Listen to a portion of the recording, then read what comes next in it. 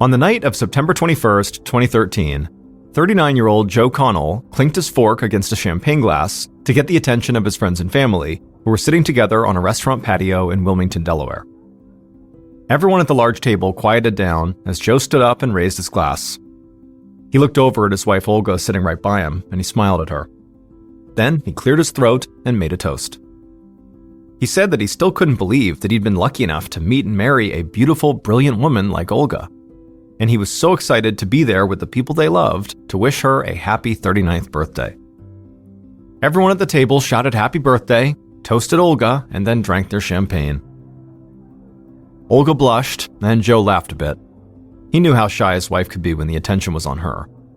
But he sat down and put his arm around her and told her that she deserved all the attention. After all, this was her special day. A few minutes later, as the group was talking and eating, Joe felt his phone buzz in his pocket. He pulled it out and saw there was a text message. He read it, then quickly replied, and then jumped back into the conversation at the table. But pretty much right away, loud music began playing from inside the restaurant, and Olga immediately got excited. The music meant that the dance floor in this large restaurant and bar was now open, and the dance floor was one of the big reasons they'd chosen this place to celebrate here in the first place. Because as shy as Olga was in a lot of social situations, she actually loved to let loose and dance. And so Joe instinctively stood up, looked over at his wife and took her hand, and then together they walked inside the restaurant. Once inside, they immediately hit the dance floor, and for a minute, Joe just stood there watching his wife dance. She had beautiful blonde hair, she was wearing a nice dress, and she had on sparkling pieces of expensive jewelry. Joe had meant every word in his short birthday toast. He really couldn't believe how lucky he was to be married to this woman. The couple had met online about 3 years earlier, when Joe was just coming out of the craziest and most difficult period of his life. Joe had gotten into this drunken brawl and ended up pulling out a gun, and the police got involved. Joe had said the gun was not loaded, but that event still had landed Joe in prison for almost 6 years. And when he'd gotten out, he'd vowed to clean up his life. And pretty quickly after getting out, 2 things made that possible. 1, he'd become co-owner of an auto repair shop with his best friend Chris, and 2, he'd met Olga. Joe and Olga had gotten along right away, and so they quickly set up a date. And as soon as they hung out in person, Joe thought Olga was the most beautiful woman he'd ever seen, and one of the smartest people he'd ever met. Olga had grown up in Russia, and while she was there, she'd received college degrees in physics and chemistry. Now, Joe never thought of himself as being a particularly smart guy. He thought he was just a really good car mechanic. But Olga, she fell for him the same way he fell for her. She thought he was funny and outgoing, and it didn't hurt that she thought he was handsome and in great shape. And so, not long after their initial meeting, they moved in together, and then eventually, in June of 2013, they got married, just a few months before Olga's 39th birthday. Back on the dance floor, Joe shouted over the loud music and told his wife how amazing she looked tonight. Olga wrapped her arms around his neck, and they started dancing together. And before they knew it, hours had flown by. The dance floor had all but cleared, and the restaurant staff was now starting to shut things down for the night. Joe and Olga said goodbye to the few friends who'd stayed to dance with them, and then they too left the restaurant.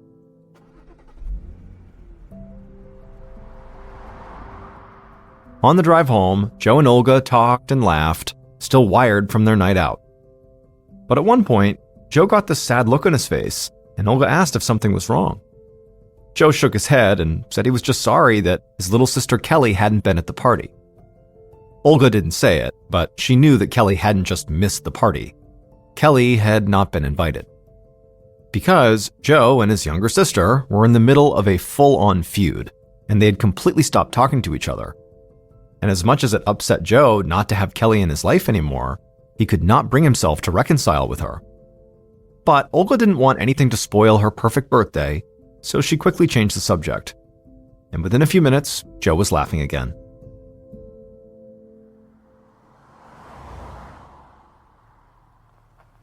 Around 1:30 a.m., Joe pulled his car into a parking spot in front of his and Olga's condo. Olga got out of the car and headed down the walkway towards their front door. Joe moved kind of slowly and trailed behind her. Olga pulled her keys out of her purse. and right as she was about to unlock the door, she heard a strange noise coming from behind her.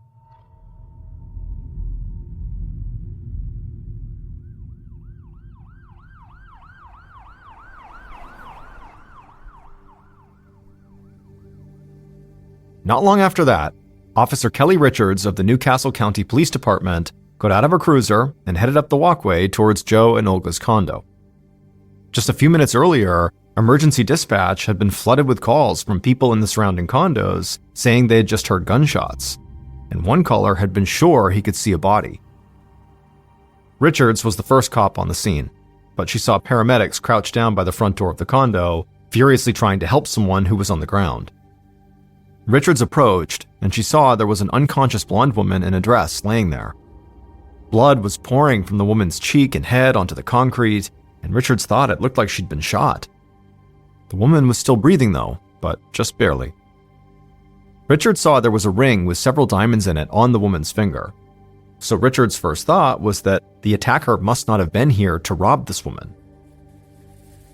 Officer Richards saw more paramedics rushing down the walkway with a gurney, so she moved out of the way. But as Richards watched the paramedics wheel this woman to a nearby ambulance, she realized something strange. Richards knew this woman.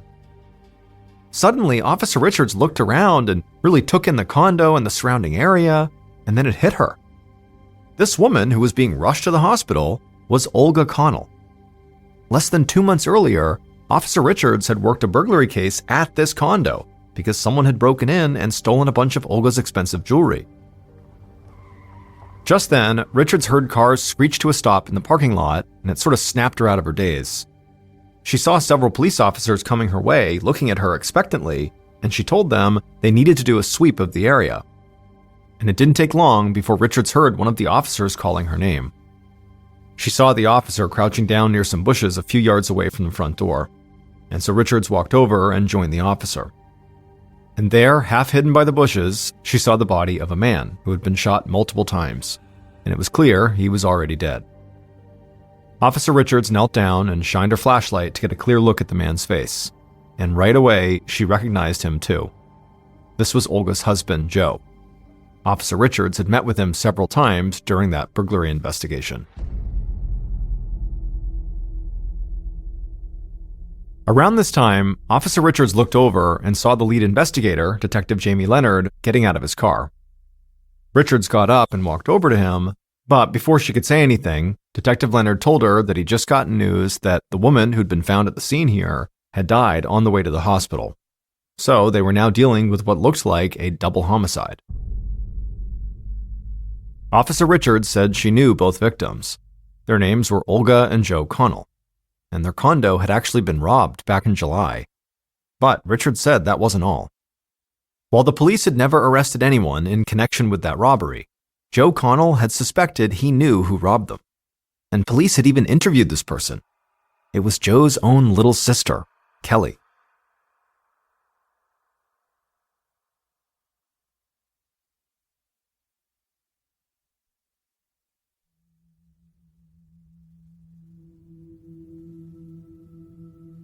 That afternoon, Detective Leonard sat at his desk looking over crime scene photos, waiting for Joe's sister, Kelly, to get to the station.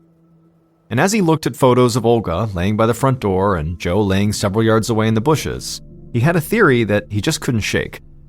Leonard had spent the entire morning with Officer Richards and a few others combing the area around the condo, and a couple of things had stood out to him.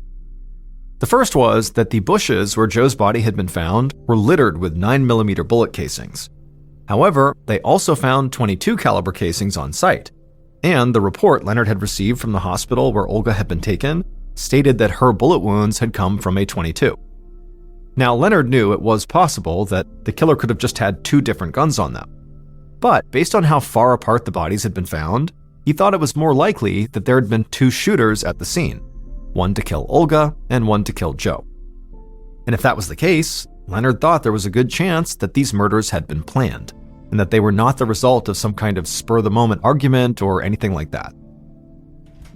Detective Leonard's door opened and an officer stepped inside. He told Leonard that Joe's sister Kelly had just arrived and was waiting in one of the interview rooms. Leonard put the crime scene photos back in a folder, put on his suit jacket, and then walked out of his office. Detective Leonard reached the interview room, went inside, and sat down at a table across from Kelly. And right away, his first impression was she looked like she hadn't slept all night. Joe and Olga's immediate families had all been informed about the murders, but since Olga's family was in Russia, Joe's parents and his two siblings were the ones dealing directly with the police. And Leonard knew that could take a toll on someone. So he started the interview with what he thought was a simple question. What was Kelly's relationship with her brother Joe like? But just hearing this question sent Kelly into a total breakdown. She began sobbing and she struggled to catch her breath. She said that she and Joe had actually been fighting and had stopped talking to each other. But now he was dead, and so she'd never get a chance to talk to him again. Detective Leonard just sat there quietly and let Kelly cry for a few minutes. As far as he could tell, Kelly was truly upset about the death of her brother. But Leonard also knew that didn't necessarily mean she was totally innocent. When Kelly finally composed herself and said she was okay to continue, Detective Leonard laid everything out. He told her he knew about the burglary at Joe and Olga's condo, and he knew she, Kelly, had been interviewed by police in connection to that crime. He also assumed that that's why she and her brother had stopped talking to each other. But Kelly said no, that her and Joe had actually started fighting before all that. And then Kelly leaned forward and began telling her story.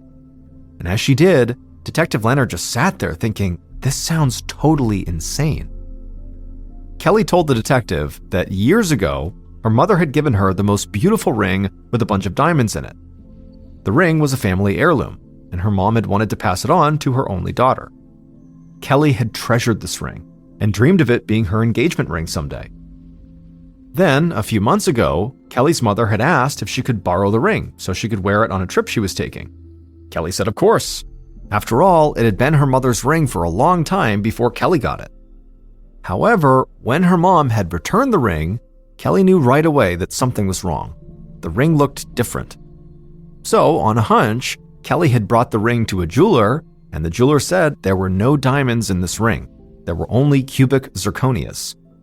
Cubic zirconias are cheaper stones that are often used to imitate diamonds. Kelly told Detective Leonard that she'd been really confused at first. But pretty soon, everything clicked when she heard that Joe had given Olga this beautiful engagement ring with several diamonds in it. And so Kelly got in touch with Olga, wanting to know if those diamonds had come from her family heirloom ring. Olga had said she had no idea what Kelly was talking about, but it hadn't taken long for Kelly to get her mom and Joe to admit what they had done. They had taken the diamonds out of Kelly's ring when she lent it to her mother, put those diamonds in a new ring for Olga, and put cubic zirconias in the original, gave it back to Kelly, and just hoped Kelly wouldn't notice. At this point, Kelly stopped talking. And at first, Detective Leonard really didn't know what to say. This was like the plot twist of a heist movie or something. But he quickly got back on track. He asked point blank if Kelly had broken into Joe and Olga's condo to try to steal the diamonds back, or to steal other jewelry to get back at Joe for what he'd done.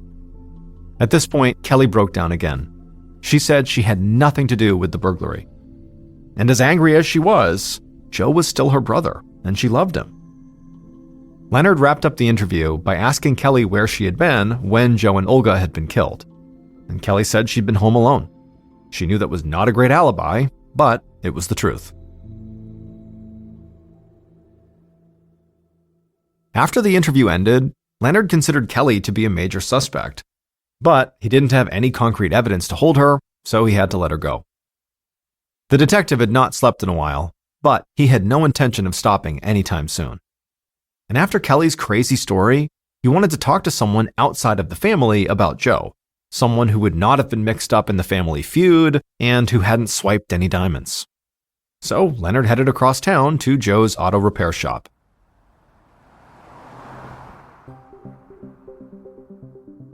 Later that afternoon, still not even 24 hours after Joe and Olga's bodies had been found, Detective Leonard walked across the parking lot of the auto repair shop that Joe had co-owned. He saw several mechanics hard at work on different cars, and he also saw a few guys who looked like they'd just come by the shop to hang out. They seemed a little strange to Leonard, but he didn't think too much about it. He walked into a small lobby, and he saw a man who looked like he was around 30 sitting behind the counter. Detective Leonard introduced himself and showed his badge, and the man behind the counter stood up. He said his name was Chris Rivers, and he asked if there was a problem. Leonard asked him if he knew who Joe Connell was. Immediately, Chris let out a big sigh, and a very annoyed look came across his face. He looked right at Leonard and said, "What did he do now?" This was not what the detective had expected. In fact, it really threw him off. Leonard had planned to come by the shop, learn a bit about Joe, and then leave. But now, he wondered if Chris might have information about something illegal Joe had been mixed up in. So, right there on the spot, Leonard changed his plan, and he asked Chris if he wouldn't mind coming to the station to answer some questions. The sun had begun to set by the time Detective Leonard and Chris sat down together inside of an interview room. Based on what Chris had said at the auto repair shop, it seemed like he had no idea Joe had been killed, and Leonard didn't tell him. Instead, the detective asked Chris what he did at the auto repair shop. Chris said he co-owned the place with Joe, but sometimes he felt like he was doing everything by himself. Leonard asked him to elaborate, and so Chris said, Joe seemed to like the idea of owning the business way more than actually running the business. Leonard smiled like he could relate, and he asked Chris if Joe's behavior upset him. Chris said of course it did. It was hard enough keeping the shop open, let alone profitable. But suddenly, Chris stopped talking and just stared at Detective Leonard. Chris realized he'd just started ranting and still had no idea why he was there. So he asked again, what had Joe done? At this point, Detective Leonard knew he had to tell Chris what was going on. So he said Joe hadn't done anything. Instead, someone had murdered Joe and his wife. Everything about Chris's demeanor immediately changed. His face went blank and he looked kind of pale. He started shaking his head. He said there was no way. Joe couldn't be gone. But Leonard said it was true. And right away, Chris got mad at himself. He couldn't believe he'd just trashed his best friend like that because of some stupid work stuff. Just like Leonard had done with Kelly, he let Chris sit there for a while and collect himself. Then, at some point, when there was a lull, the detective asked Chris when the last time he had seen Joe was. Chris said he had seen Joe the day before at work. But after he said that, Chris suddenly paused like something had just hit him. He told Leonard somewhat emotionally that he was actually supposed to go to Olga's birthday party the night before, and he had gone to the restaurant, but when he was outside, he realized he had left his wallet back at the shop. He was already feeling annoyed that he'd had to work late, so instead of going to the party and seeing his friends one last time, he had just bailed, gotten his wallet, and headed home. And now he felt really bad about it. And so Detective Leonard asked a few follow-up questions about Chris's relationship with Joe and with Olga and how they met each other and things like that. And then eventually, Detective Leonard said he had just one more question for the time being. He asked Chris, when they had first met, why had he assumed Joe had done something that would have gotten him in trouble with the police. Chris took a breath and then said he had never told anyone this, but he knew that Joe was a big-time illegal steroid user. That's how he stayed in such great physical shape.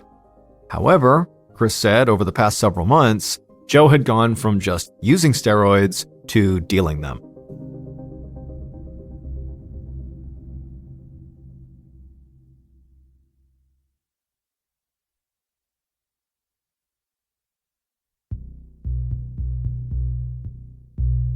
In the days following the interview with Chris, Detective Leonard really started to dig into Joe's past, particularly his time in prison.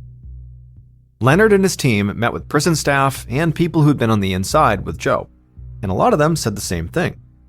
When Joe was in prison, he had become very good friends with his cellmate, who was a member of a motorcycle gang called the Pagans. And Detective Leonard knew all about the Pagans. They were directly connected to the drug trade in Wilmington and in cities across the East Coast. So he wondered if maybe Joe had gotten mixed up with the gang after he had gotten out. Maybe he had made them angry, or took too much money on a drug deal and they retaliated. So Leonard methodically tracked down members of this gang and asked them if Joe Connell had been dealing drugs for them. Now, most of the members admitted to knowing Joe, but getting any information beyond that proved to be very difficult. This didn't surprise Leonard, because drug-dealing members of motorcycle gangs were not really known for talking to the police.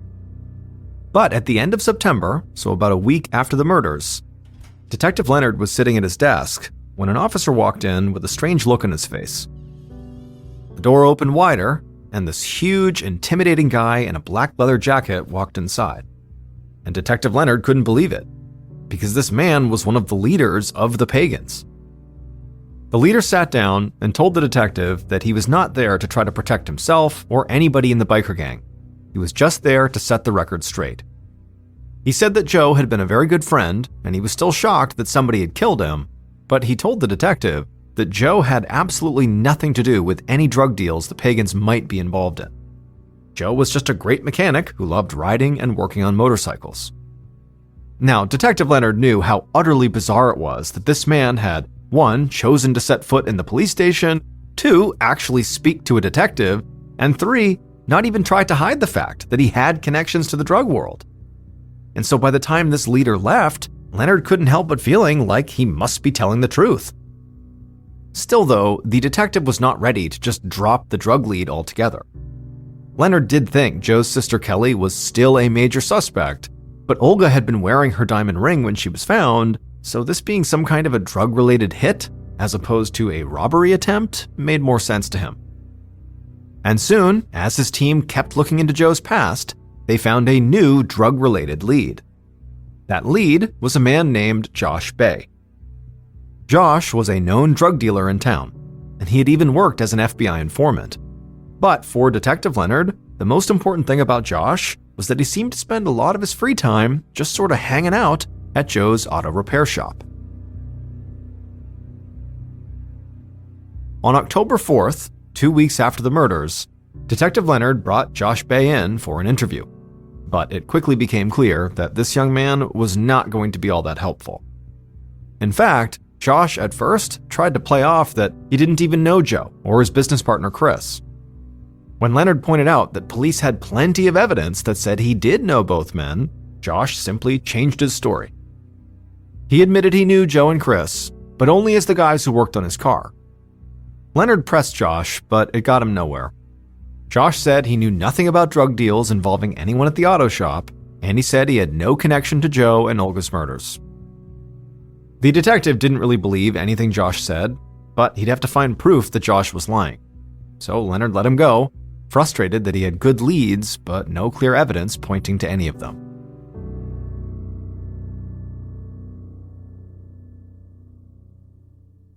The following day, October 5th, Detective Leonard and members of his team stood at the back of a church for Joe's funeral, listening to a man sing Danny Boy over Joe's casket.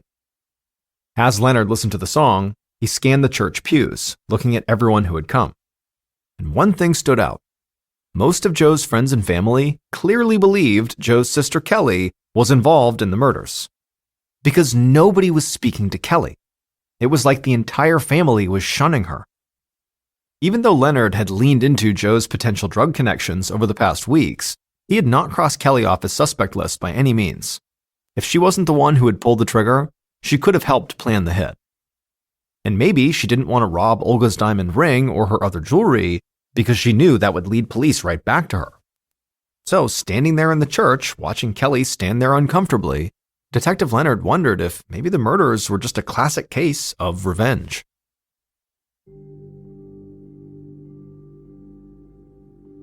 Four days later, on the evening of October 9th, Detective Leonard and his team gathered around a TV at the station to watch a local news show.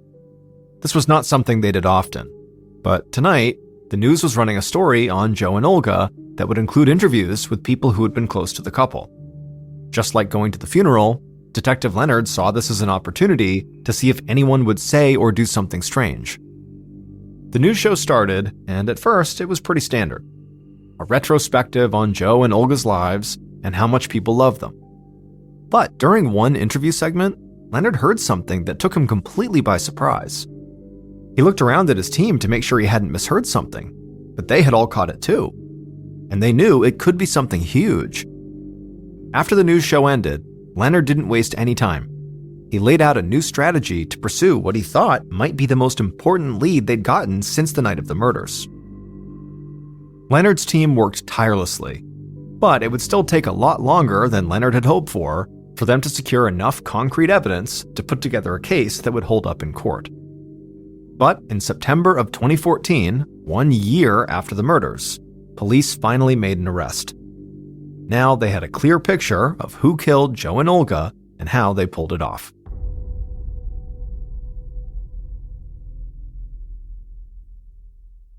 Based on details from that news show, evidence found at the crime scene, and interviews conducted over the course of a year, the following is a reconstruction of what police believe happened outside of Joe and Olga's condo in the early morning of September 22, 2013.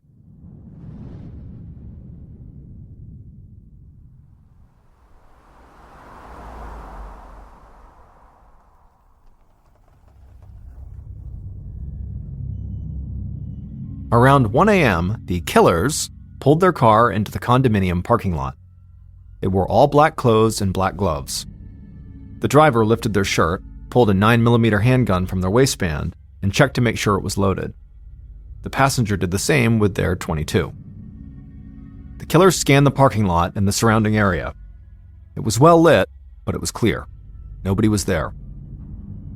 The driver nodded to the passenger, at which point the passenger stepped out of the car and quickly ran over to some bushes just a few yards away. The passenger crouched down, hid in the bushes, and kept their eyes fixed on Joe and Olga's front door. At the same time, the driver shut off the engine and sat in the car, waiting. About a half hour later, around 1:30 a.m., a car pulled into the parking lot. The driver could immediately feel themselves tense up.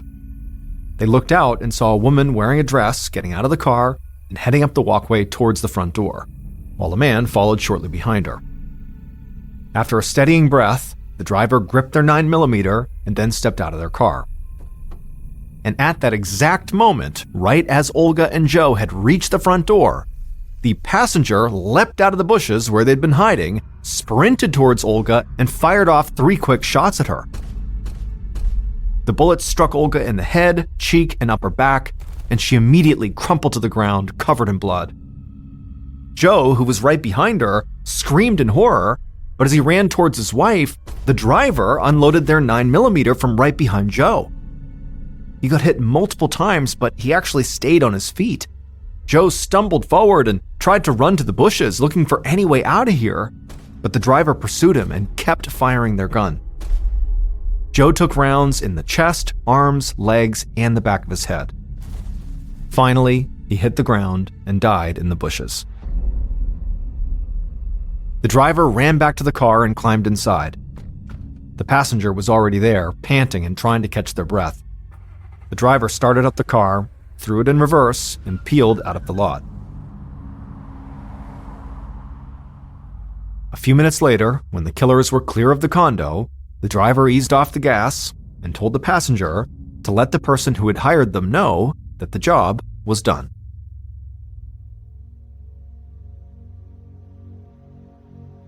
The 2 people who shot and killed Joe and Olga had no personal connection to them at all. They had simply been hired to do a job by Josh Bay, the drug dealer who had hung out at the auto repair shop. But Josh had also been hired by somebody else to carry out these murders. And the person who had hired Josh, and who was behind setting all of this up, was Joe's own best friend and business partner, Chris Rivers. For all of Chris's talk about Joe using and selling steroids, police discovered that it was actually Chris who appeared to have a major drug issue, with opioids and cocaine.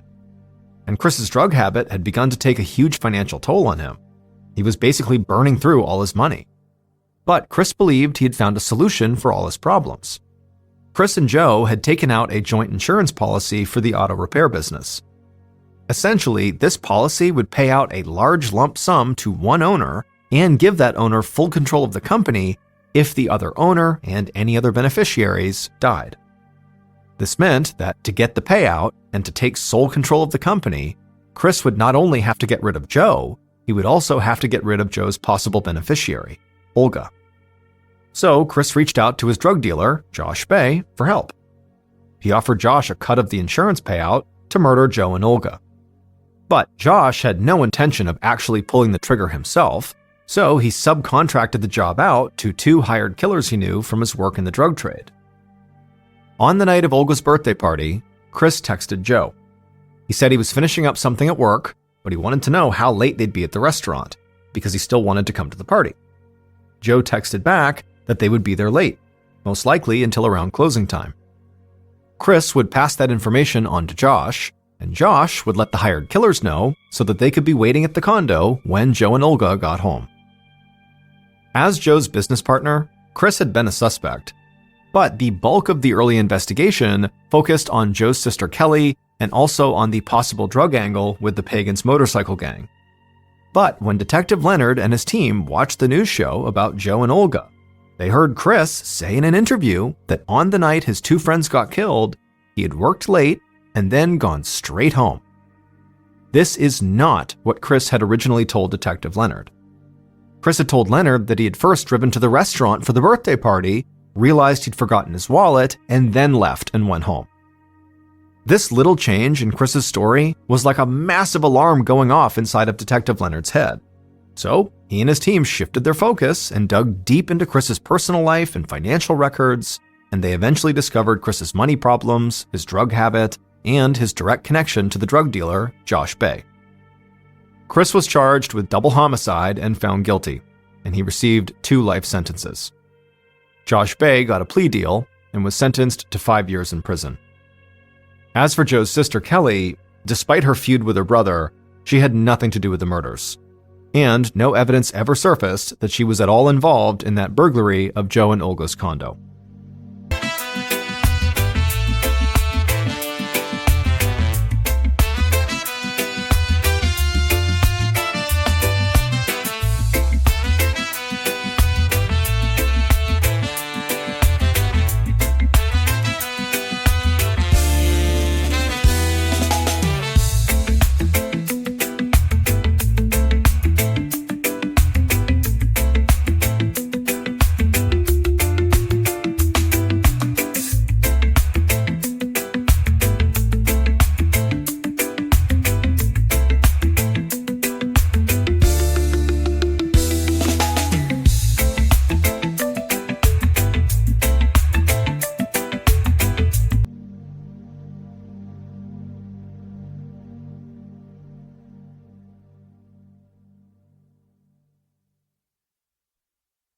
A quick note about our stories: they are all based on true events, but we sometimes use pseudonyms to protect the people involved, and some details are fictionalized for dramatic purposes.